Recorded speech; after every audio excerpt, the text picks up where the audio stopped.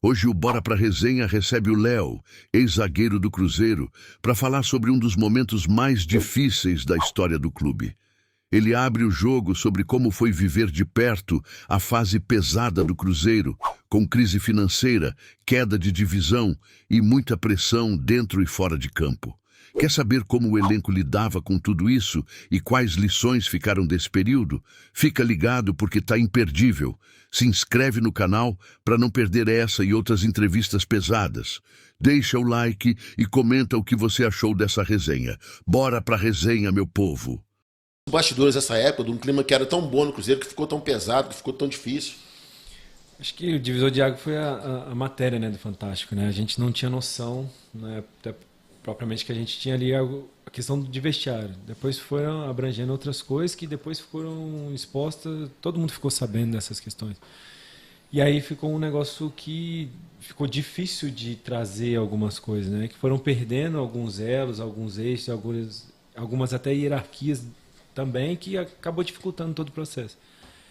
Mas a gente não tinha muita noção do que estava acontecendo depois que foram saindo as questões, que foram algo de cima para baixo, que isso dificultou bastante. Léo, então até aquela matéria, lá nos treinos entre vocês, comissão técnica, era vida normal? Assim, ninguém desconfiava de nada, ninguém achava que o Itair estava fazendo, o Itair e o Wagner, fazendo um tanto de coisa errada. Por exemplo, não tinha atraso de salário, os bichos, estava tudo ok. Estava tudo em dia. Tudo em dia.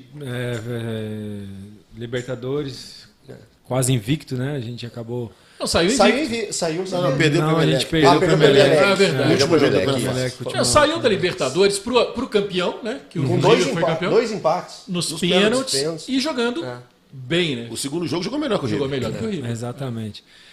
Jogamos melhor e, por detalhe, a gente não levou a vaga, né? E aí começou. Aí depois disso... E aí a gente estava até na semifinal da Copa do Brasil saiu pro também. Inter, né?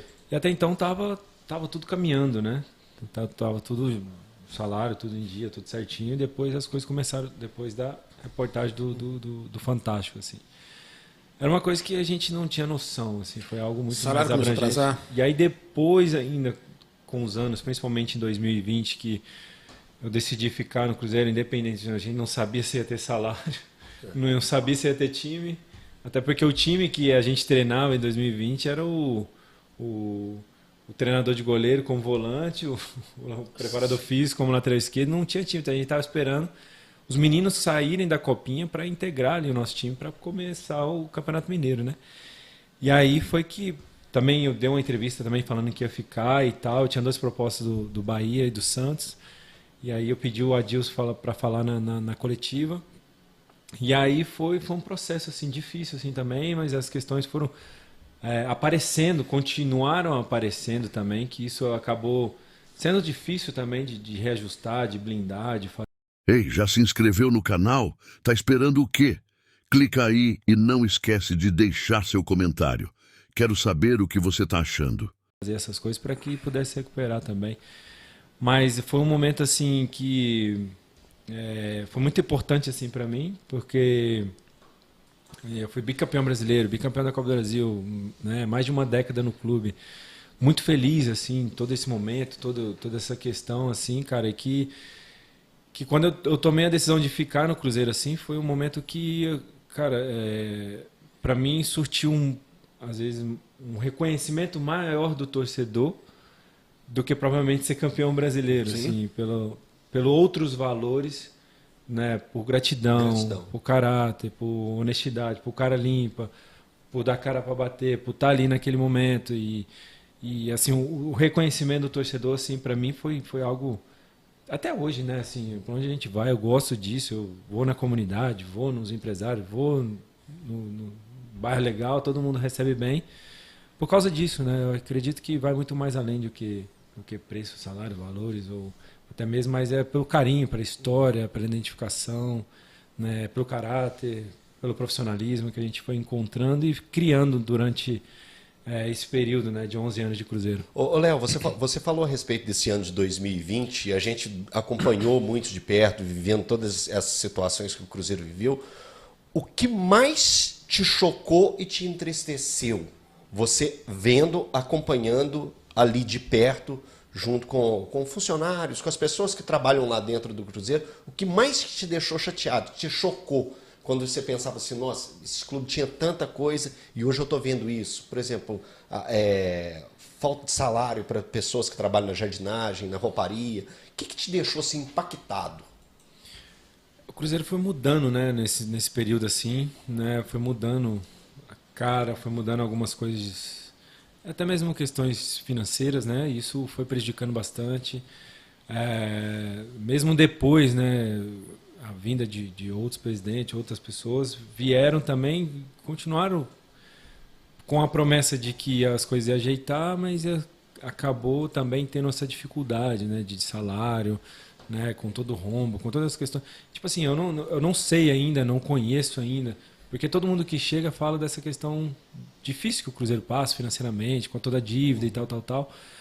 E aí chegam com esse mas e acabou tendo dificuldades, né? Acaba assim tendo dificuldades, e aí a gente sabe até um certo ponto, depois a gente não sabe mais aquela questão toda, mas para controlar isso dentro de campo, vestiário, né, isso acaba sendo difícil, assim, com todas essas dificuldades, principalmente até funcionários também, né? Ganham menos, geral, né? Geral. Pessoas que trabalham na portaria, na rouparia. Grama, rouparia, né? Vocês chegaram a ajudar essas pessoas, assim? Se tiver tirado de vocês para ajudar? Sim, assim, eu não gosto, né? Porque eu gosto que a mão direita faz a esquerda, não precisa ficar saber. sabendo.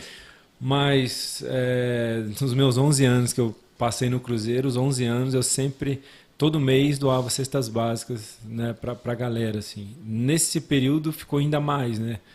Era cesta básica, era gás, era muitas vezes tijolo, cimento. E mais pela questão, não é em relação às pessoas, mas por aquilo que eu acreditava, assim, né? Quando você tem um clima, que o Cruzeiro sempre foi um clima família, um clima prazeroso de ir trabalhar, de pessoas voltadas ali, o pessoal da grama, o pessoal da cozinha, sempre respeitando, sempre tratando bem.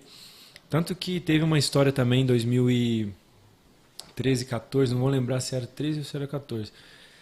Cara, tinha uma moça, uma garçonete que trabalhava lá na Toca, assim, todo mundo gostava dela, era uma menina sensacional, ela atendia todo mundo bem, tratava todo mundo bem. E aí todo mundo chegou, um certo dia ela tava chorando, assim, no canto, chorando, aí todo mundo...